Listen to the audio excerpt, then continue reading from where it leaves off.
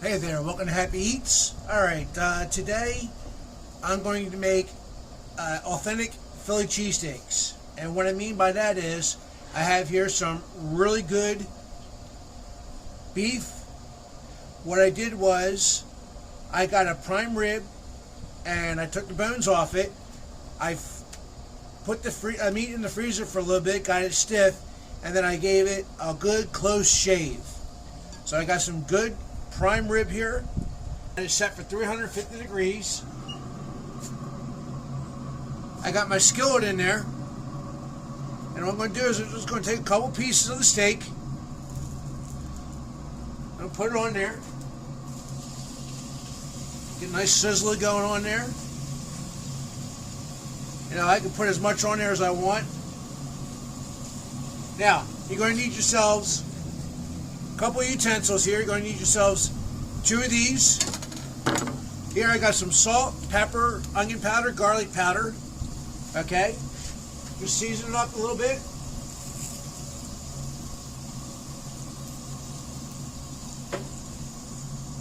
Today for my oil, I'm using a good neutral oil. I'm using avocado oil. Okay? Basically what you want to do is get yourself 2 of these. I'll leave a link for the description on the Amazon market for these. But some good provolone cheese. I have here some good provolone cheese.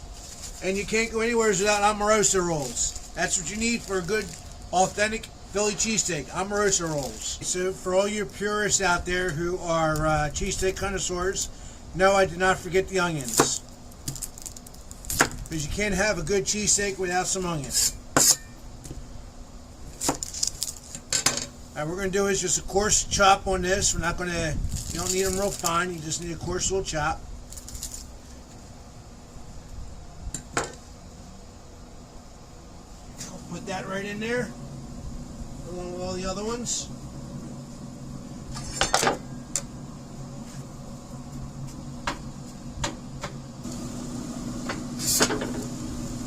Everything's looking pretty damn good.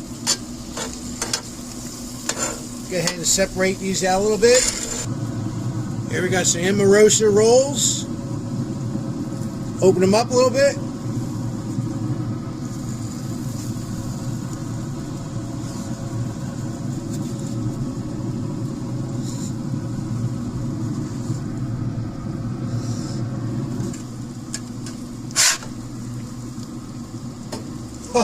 Oh, baby!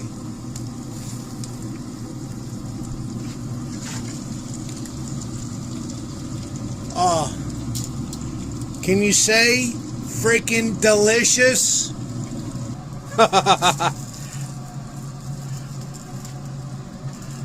Oh my goodness. We love you and hope you enjoyed.